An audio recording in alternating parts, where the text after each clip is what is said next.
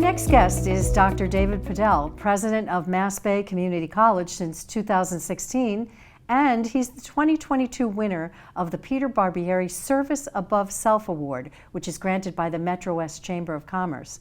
Under his leadership, MassBay is opening a brand new $58 million learning center in Framingham, built on an 8.3-acre parcel at the corner of Mount Waite Avenue and Franklin Street. Welcome, Dr. Podell. Thank you very much. So great to have you here and to have you back on the show. It's a been pleasure. a while. And so much has happened. And right now you are overseeing one of the greatest developments of MassBay's history. And it's right here in Framingham. It's amazing, isn't it? It is amazing. And I'm excited to talk to you about it and to share all the information about this wonderful new learning center with all of our viewers. So before we get into the details, let's first talk about how it all came to be. Where did it start and how did it take on a life that brought it into a reality? Well, it's an interesting story because, Good. as you note, I arrived here in 2016. MassBay, as you may know, has been in Framingham in a rented middle school. It came in temporarily in 1990. So 23 years later, temporary now means 23 years, we're moving out. But it happened because just after I arrived here, the then superintendent told me, we can't renew your lease. We have At the Farley Middle School. At the Farley Middle School. Okay, which right now is right next door to the brand new Fuller Middle Yes, School. the incredibly beautiful Yes. Fuller Middle School. And if you haven't been in there, I recommend it. It's great architecture. But the superintendent said, we need the Farley Middle School back because we have things we want to do in that building. You have to leave.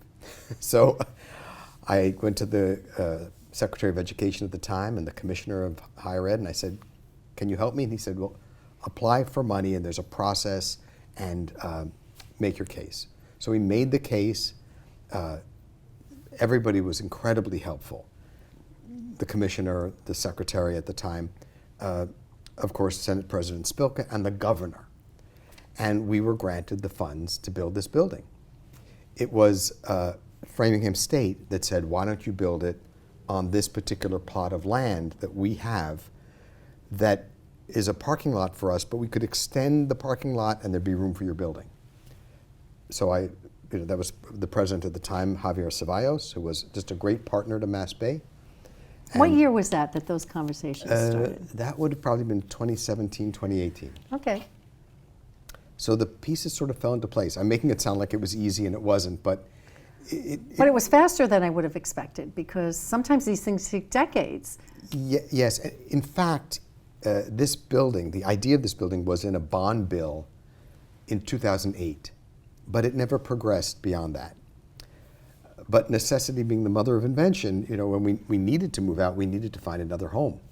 And people understood that. The Senate President understood it, the Governor understood it, and I'm sure they didn't want you to leave Framingham. Also true. And we didn't want to leave Framingham because it's the perfect location for this building. The building is the Center for Health Science, Human Services, and Early Childhood. All programs that lead directly to jobs. And to have it outside of Framingham would have meant it would be more complicated for people from Framingham to get access to those programs. So we wanted to be in Framingham, and President Ceballos made that plot available to us. And then we worked with the state to get the architects and the construction company and all that process moving. Everyone's been incredibly cooperative because everyone sees the value of this building for this community and the broader region. So did Framingham State give you the land, or did you have to purchase We that bought land? it. You bought it. It was owned by Framingham State, so it was a state-owned property. Yes. That you had to purchase. Yeah. And is it adjacent to Framingham State's parking lot? It's down the hill. Down the hill. Okay. From the campus. Yep. Close enough that students who live in residence halls in Framingham State can park their cars long-term there. That was the purpose of the parking lot. Right. So we extended the lot, and they'll continue to park there after the construction is all over. And the MassBay students will park there, and the building will be there. So will this building, which houses these incredible programs, will it accept students, only MassBay students, or will FSU students, Framingham State University students, also take advantage of that? We made an agreement when the concept was being put together, that our students would take their bio labs at Framingham State. So we don't have a bio lab in the building. And Framingham State students, particularly nursing students, could use the building. Particularly, we're going to have a simulation center. You know, simulations are those very high-tech mannequins that are hauntingly like human beings that they use in training in all the health professions now, because it's the closest thing to working on a human. I'd like to see one myself. I haven't. You'll have to come by. I would love to. It sounds like you have state-of-the-art technology. It's amazing. The faculty can program them so that they can have a fever, they can cough. They can program the mannequins. They complain. The pulse changes. The eyes dilate, and one of them gives birth. That's amazing. A few times a week. A few times a week. Oh my God. So we're making that simulation center available to the Framingham State nursing students, Bachelors of Science in Nursing. So it's a reciprocal agreement. Framingham State said, we will make, because your campus is going to be small in Framingham, we'll make available the library, the cafeteria, the gym at Framingham State. So this is just an example of the many, many ways MassBay and Framingham State work hand in glove. We do many, many things together, which I could tell you a long list. But this was one way that was really ideal for, it's, as they say, a win-win. It sounds like an amazing collaboration.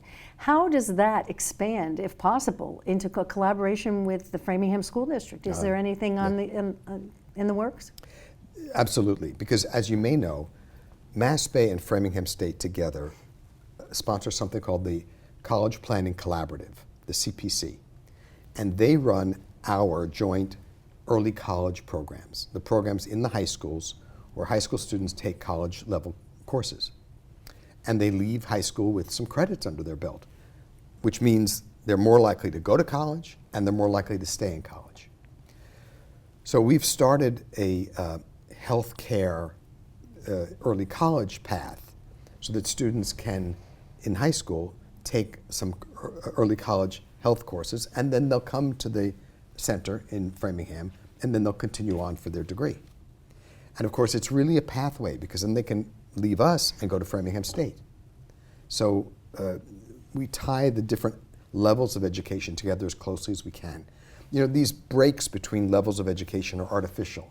They're different in different countries. But that's an interesting point right there. Yeah, but in order to make them really work, we have to take away the barriers that exist between these levels of education, because we lose students between high school and college. We lose students between community college and senior college, unless we're very intentional and we work to help the students find their way to that next level and succeed when they get there. How do the students learn about this? We have a very active recruiting team that's out in the field talking about MassBay. Framingham State similarly has an admissions department.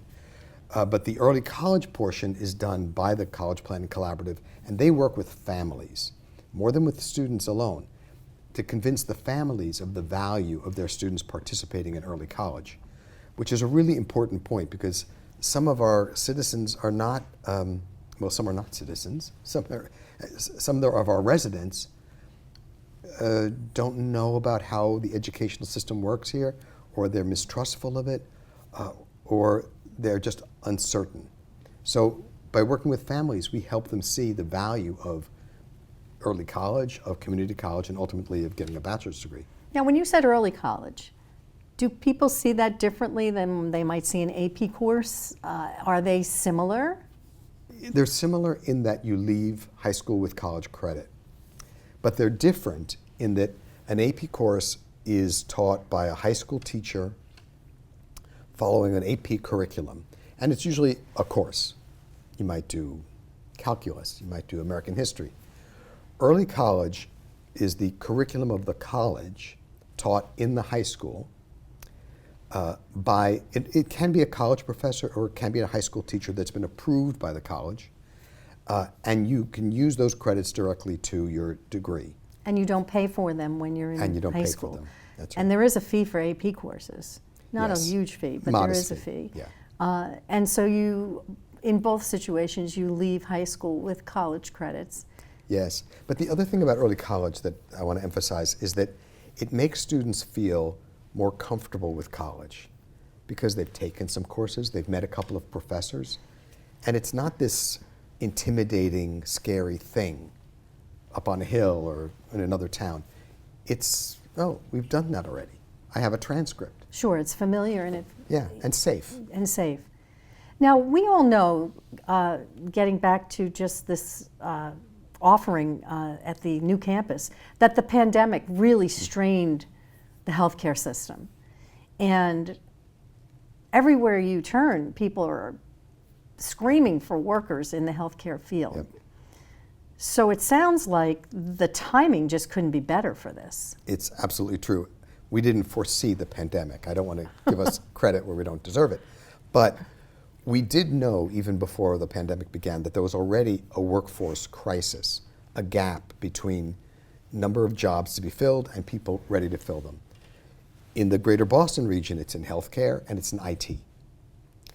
So MassBay has been trying to expand its IT program, particularly cybersecurity, and certainly its healthcare programs. So in this building, we'll bring over all of our existing healthcare programs, but we'll add 2 more, namely medical assistant, for which there's a huge demand. Medical assistants are the people who, when you go to the doctor's office, they take your temperature, they take your blood pressure, they get you set.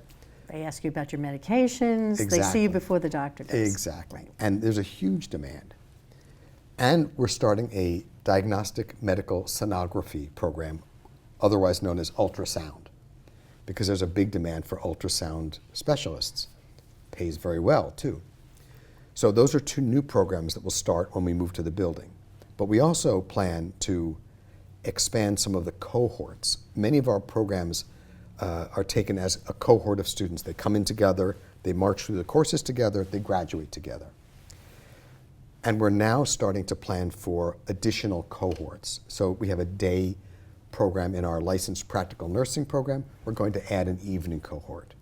So we're able to graduate more students and fill these gaps better.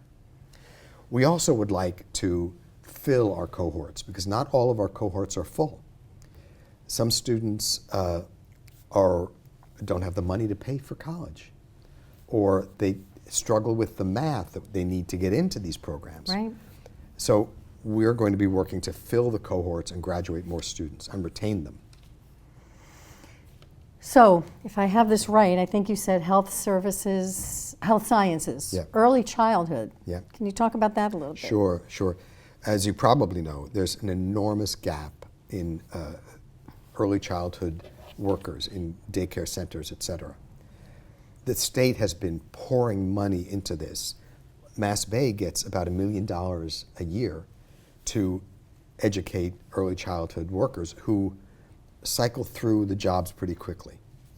It's not a high-paying job, but it's a solid job, and the need is tremendous.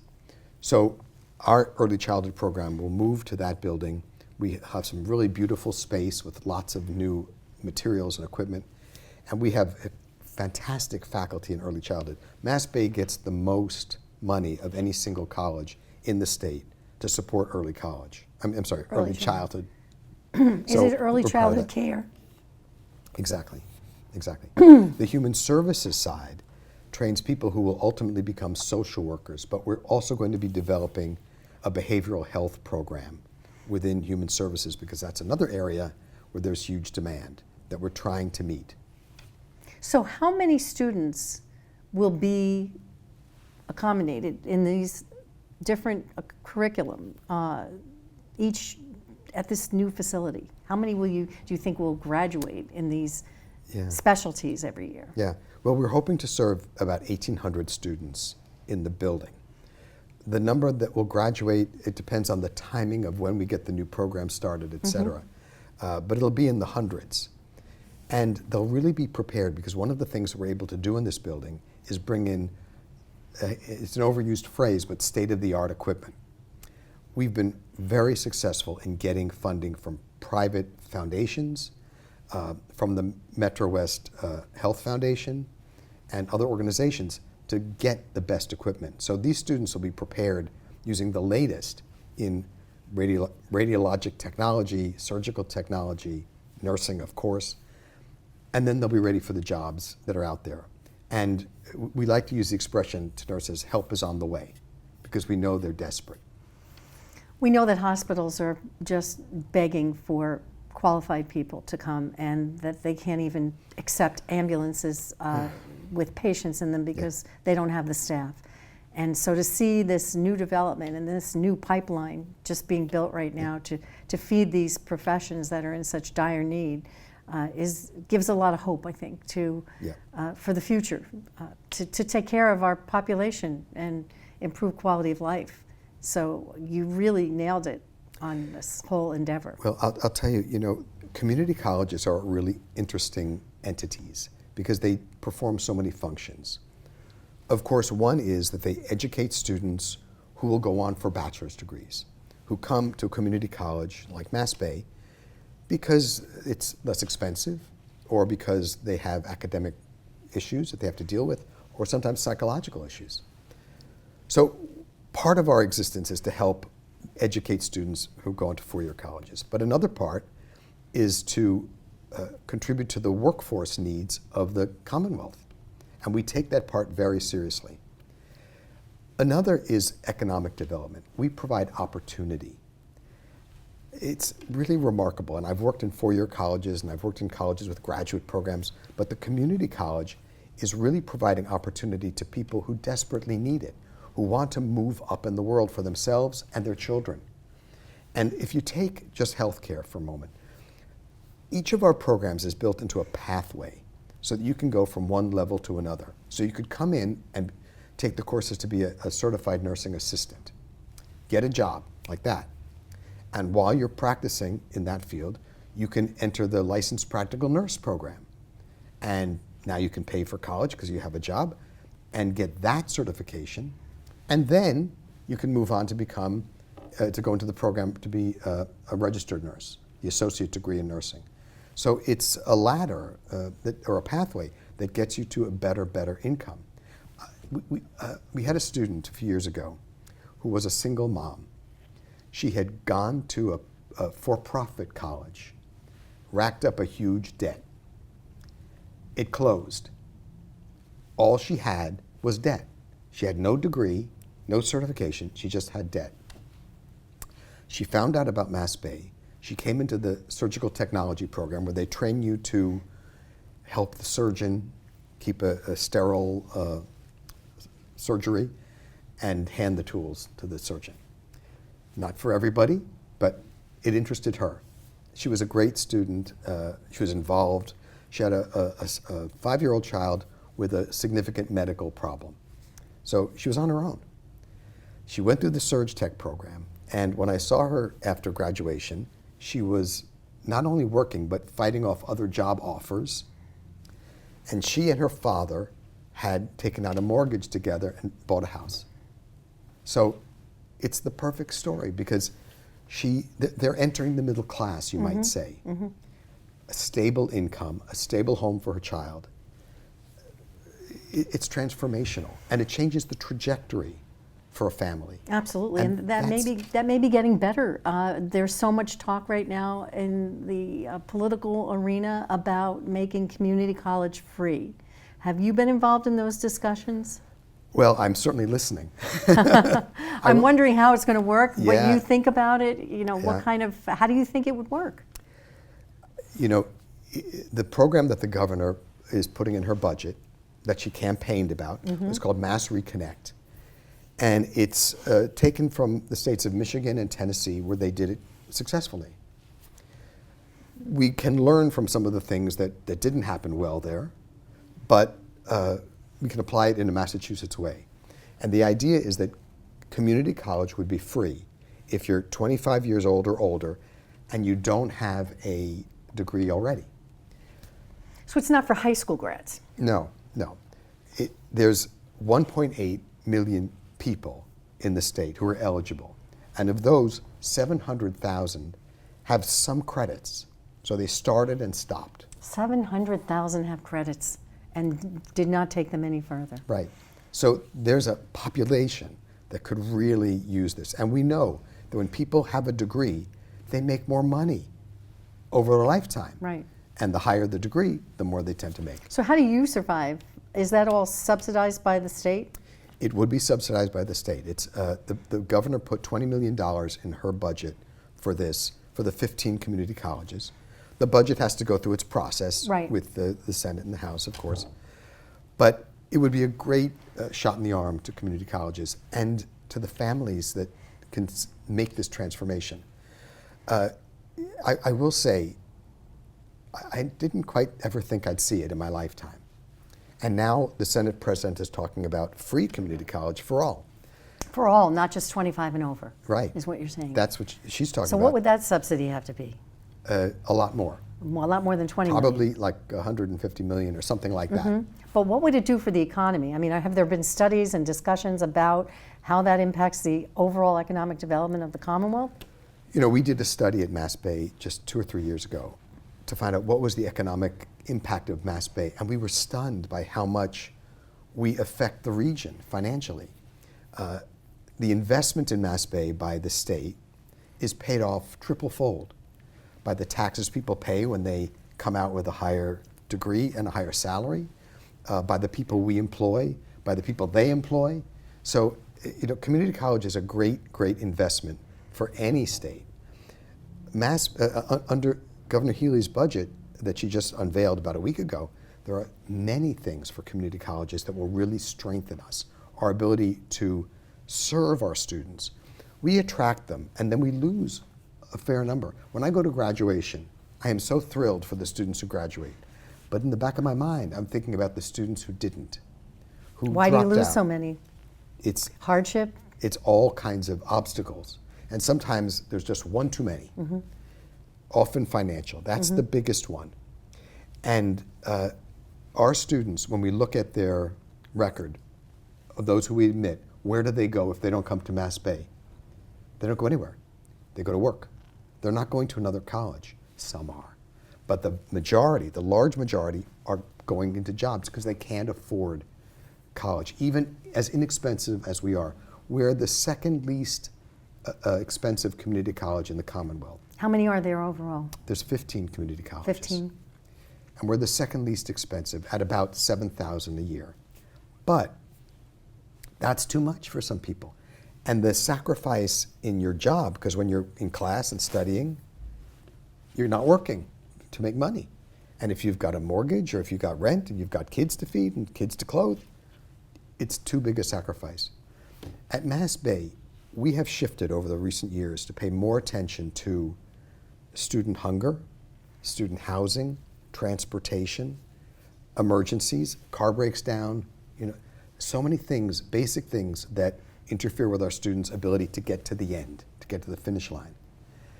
And that's been a change in our thinking. So free community college for some or for all would be just fantastic because it would just unburden the students and they could really focus on their learning. Would there be an income level qualification for that, or would it be for everyone? We haven't seen the details. Okay. But my understanding is that it would be for everyone after they have applied for Pell, the federal financial aid, and whatever's left over, the state would pay. That's a good deal. You said you never thought you'd see this in your lifetime, and it sounds like it's just around the corner. Yeah. I'll tell you, my parents, who were the children of immigrants, they went to college at City College in New York City in the late 40s, early 50s, when it was free. And that was a way at that time for immigrants to get an education and move up in the world. In the decades after that, it wasn't free. Tuition was put in and it went up and up and up. In New York, here, this was at City University of New York. And it's just, to me, the most rewarding thing to think that families can just take advantage of what we have to offer and improve their lives. And we can really fulfill our mission. Well, you've been in this role now since 2016, and you're seeing something you never thought you'd see. So you've been able to play a part in that, and I'm sure it's very fulfilling.